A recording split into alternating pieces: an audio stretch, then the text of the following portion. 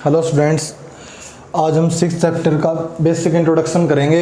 Chapter का नाम जैसे कि बोर्ड पे दिखाई दे रहा होगा आपको, लाइंस एंड एंगल। तो यहाँ पे कुछ बेसिक टर्म्स लिखी हुई हैं जिनके बारे में डेफिनेशंस वगैरह लिखवाएंगे इनकी। तो सबसे पहले जो फर्स्ट नंबर पे लिखी हुई है पॉइंट, यहाँ पे कोलिनियर पॉइंट्स कई जगह पे इस चैप्टर में यूज़ होगा, और सबसे मुश्किल कहें या फिर इम्पोर्टेंट कहें जो चैप्टर 6 से लेके चैप्टर 10 तक जो फर्स्ट 5 चैप्टर हैं वो भी काफ़ी ईजी हैं, और लास्ट वाले भी तो बेसिक थ्योरम से रिलेटेड चैप्टर है ये। और आगे 10th क्लास में भी जिसको 9th में भी यहाँ पे क्लियर हो गए तो 10th में भी काफ़ी उसके लिए इजी रहेगा। तो बिल्कुल सबसे फर्स्ट क्लास से इस 6 चैप्टर से स्टार्ट करेंगे सारे चैप्टरों में। तो यहाँ पे बेसिक इंट्रोडक्शन में सबसे पहले कोलिनियर पॉइंट के बारे में बताते हैं आपको। तो इफ़ 2 और more point lies on the same line, बिल्कुल शॉर्ट में डेफिनेशंस लिखवाएंगे इसमें। अगर आपने पहले नोट कर रखी है तो दोबारा नोट करने की जरूरत नहीं है, ये जस्ट आपके रिवीजन के लिए है। कोलिनियर पॉइंट कौन से होते हैं? वो 2 या 2 से ज़्यादा पॉइंट जो सेम लाइन के ऊपर लाई करते हैं। अगर 2 से ज़्यादा पॉइंट हैं और वो सेम लाइन पे हैं तो वो कैसे हो गए? Collinear point. अगर सेम लाइन पे नहीं है तो कौन से हो जाएंगे बच्चों? उसमें नॉन कोलिनियर पॉइंट्स। तो एंगल के बारे में तो लगभग ये डेफिनेशन हो सकता है कुछ बच्चों को, मैक्सिमम बच्चों को पता ही होंगी, तो फिर भी एक बार जल्दी रिवीजन करें अगर। तो एंगल क्या होता है? 2 non collinear lines, non collinear lines जो या फिर जो रेज होती हैं। रेज से पहले मैं 3 चीज़ें बताऊँ आपको, लाइन, सेगमेंट और रे। ये वैसे 8th क्लास में आ चुके हैं। लाइन क्या होती है? जिसका कोई एंड पॉइंट नहीं होता, दोनों तरफ जिसका कोई एंड पॉइंट नहीं होता वो लाइन। लाइन सेगमेंट जिसके दोनों तरफ एंड पॉइंट्स होते हैं, लाइन सेगमेंट। रे जिसका एक एंड पॉइंट होता है, जैसे आपने तो साइंस के चैप्टर में पढ़ा होगा जहाँ पे सनलाइट से रिलेटेड, लाइट वाले चैप्टरों में ए रे ऑफ लाइट या रे ऑफ सनलाइट, तो वहाँ पे रे वर्ड यूज़ क्यों होता है? क्योंकि वो सन से, यानी कि एक सोर्स होता है। अगर टॉर्च की बात है तो टॉर्च वो पॉइंट है जहाँ से वो रे स्टार्ट हुई है, या बल्ब है या कोई भी है, तो एक फिक्स्ड पॉइंट से चलती हैं और इनफाइनाइट डिस्टेंस तक चलती हैं, तो इसलिए वहाँ पे रे वर्ड यूज़ होता है। तो रे कौन सी होती हैं? जिनका एक एंड पॉइंट होता है वो रे, दोनों एंड पॉइंट होते हैं वो लाइन सेगमेंट, दोनों ही एंड पॉइंट नहीं होते वो लाइन। तो 2 रे जिनका सेम जो ओरिजिनेट पॉइंट है जहाँ से वो स्टार्ट हुई हैं वो सेम पॉइंट अगर है तो वहाँ पे क्या बनता है? Angle form. तो angle is formed when 2 rays are originate from the same point. अगर दोनों की दोनों जो रेज हैं वो सेम पॉइंट से ओरिजिनेट होती हैं तो वो कौन सा होता है? इसके अंदर एंगल होता है। उसके बाद फिर ये एंगल की टाइप्स हैं सारे। एंगल की टाइप में सबसे पहले acute angle, angle which are less than 90, the angle which are less than 90। तो 90 से जो छोटे एंगल होते हैं वो एक्यूट एंगल हैं। 90 के अगर इक्वल है तो बेटा वो राइट एंगल है। 90 से अगर बड़ा एंगल है तो वो ऑब्ट्यूज एंगल है। और 180 के इक्वल है अगर वो, तो वो स्ट्रेट एंगल है।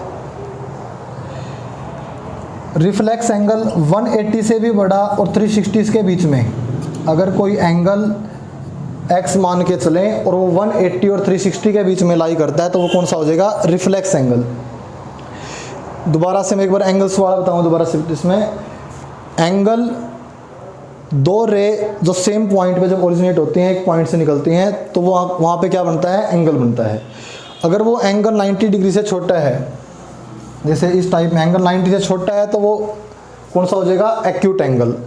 एग्जैक्ट वो 90 डिग्री का एंगल है तो वो राइट एंगल।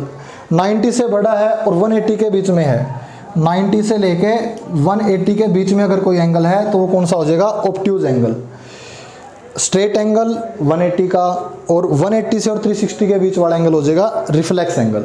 तो रिफ्लेक्स एंगल भी 2-3 क्वेश्चनों में यूज़ होगा, इसको स्पेसिफिक ध्यान दें इसमें। इसके बाद जो वर्ड यहाँ पे यूज़ होंगे, 2-3 वर्ड्स के बारे में और बताते हैं इसके अंदर। एडजेसेंट एंगल,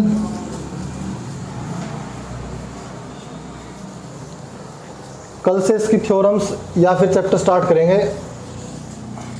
एडजेसेंट एंगल वह एंगल होते हैं जो बिल्कुल साथ में होते हैं, जिनका कॉमन वर्टेक्स होता है और एक आर्म कॉमन होती है। जैसे कि यहाँ पे फिगर में बताऊँ आपको, यहाँ पे एंगल है, इस एंगल को अगर एंगल x का नाम दें और इस एंगल को y का, तो जो एंगल x है वो इस फर्स्ट रे, सेकंड रे और थर्ड रे रिप्रेजेंट करते हैं। सिंबल रे को नंबरिंग दे दी हमने, तो फर्स्ट और सेकंड रे के बीच में एंगल है यहाँ पे एंगल x। कौन कौन से, दोबारा से देखिए, इसमें एंगल जो x है वो फर्स्ट और सेकंड रे के बीच में है। सेम तरीके से जो y एंगल है वो रे 2 और 3 के बीच में है। लेकिन इन दोनों एंगलों पे एक तो वर्टेक्स जहाँ पे ये हैं उसको वर्टेक्स बोलते हैं, जो कॉमन पॉइंट है वो सेम है। x भी O पॉइंट के ऊपर है, y एंगल भी O पॉइंट के ऊपर है। दूसरा रे 2 कॉमन है इनके अंदर। तो जो एडजेसेंट एंगल होते हैं, तो एडजेसेंट एंगल कौन से होते हैं, इसमें ये वर्ड यूज होगा कई जगह, कई क्वेश्चनों की स्टेटमेंट में लिखा मिलेगा टू एडजेसेंट एंगल आर, या कहीं पे भी एडजेसेंट एंगल वर्ड यूज होगा। तो माइंड में जो इमेजिनेशन होती है इस वर्ड से रिलेटेड तो पता होना चाहिए कि वो क्या होता है। ऐसे एंगल जो सेम पॉइंट, सेम वर्टेक्स के ऊपर होते हैं, एक कॉमन आर्म या एक कॉमन रे होती है जिनके ऊपर वो बने हुए हैं, एक एक अलग अलग से हो सकती है। तो ये कौन से एंगल हो गए, एडजेसेंट एंगल। एक वर्ड यूज होगा यहाँ पे लीनियर पेयर, ध्यान से देखना है इसमें, लीनियर पेयर। डेफिनेशंस वगैरह के आपको पिक्स भेज देंगे, अगर नोट डाउन नहीं किया होगा तो एक बार जस्ट समझें इनको, यहाँ से वीडियो को देख के एक बार कि इसमें होता क्या है इनका मतलब। तो लीनियर पेयर कौन सा होता है, लीनियर पेयर एडजेसेंट एंगल का पेयर होता है जिनका सम 180 है। वो 2 एंगल हो सकते हैं, 3 हो सकते हैं, 4 हो सकते हैं। जैसे x y o z, तो जो एंगल यहाँ पे एंगल 1 और एंगल 2 है, ये पूरी लाइन पे जो क्या बनाता है, स्ट्रेट एंगल बनाता है। कितने बनाता है ये, स्ट्रेट एंगल, यानी कि 180 का एंगल बनाता है। तो ये दोनों एडजेसेंट एंगल जो किसी एक स्ट्रेट लाइन के ऊपर हैं, या फिर जो मिलके स्ट्रेट एंगल बनाते हैं, या जिनको दोनों को ऐड करने के बाद 180 होता है। 3 एंगल कैसे हो सकते हैं, अगर इस टाइप का कोई फिगर है, एंगल 1, एंगल 2, एंगल 3, तो इस फिगर के अंदर तीनों एंगल मिलके स्ट्रेट एंगल बनाते हैं। तो जब कोई एक स्ट्रेट लाइन के ऊपर एंगल होता है, स्ट्रेट लाइन से आपको याद रहेगा स्ट्रेट एंगल, स्ट्रेट एंगल कितने का होता है, 180। तो अगर एक स्ट्रेट लाइन के ऊपर कोई एंगल है, एक साइड बिल्कुल पूरी कवर करता है कोई एंगल, तो वो 2 एंगल, 3 एंगल, 4 एंगल मिलके हो सकते हैं, तो उनको बोलते हैं इसमें लीनियर पेयर। तो ऐसे एंगल जिनका सम 180 होता है, या फिर जो पूरी एक लाइन के ऊपर बनते हैं। तो ये भी कई जगह पे वर्ड यूज होगा इसमें, linear pair are supplementary. Supplementary से याद आया इसमें 2 वर्ड और अगर हम देखें, सप्लीमेंट्री और कॉम्प्लीमेंट्री एंगल, इनका भी यूज 8th क्लास में हो चुका है। वैसे आज ये बेसिक से वर्ड्स या टर्म्स जो आपको बताई हैं, इनमें से हो सकता है मैक्सिमम बच्चों को इनको पता होगा, या कुछ बच्चों को तो इन सबका ही पता होगा, लेकिन जस्ट रिवीजन के लिए है ताकि चैप्टर थोड़ा समझ आ सके। चैप्टर 6 से लेके 10 तक थ्योरम से रिलेटेड चैप्टर हैं, तो बिल्कुल लगातार देखें, इसमें कोई भी क्लास, कोई भी वीडियो मिस ना करें, तभी जाके इसमें कंसेप्ट बिल्कुल अच्छे से समझ आएगा। तो कॉम्प्लीमेंट्री एंगल या फिर सप्लीमेंट्री एंगल, तो कॉम्प्लीमेंट्री एंगल कौन सा होता है, इसमें ऐसे एंगल जिनका सम 180 होता है, ऐसे एंगल जिनका सम 90 होता है, वो हमारे पास होता है कॉम्प्लीमेंट्री।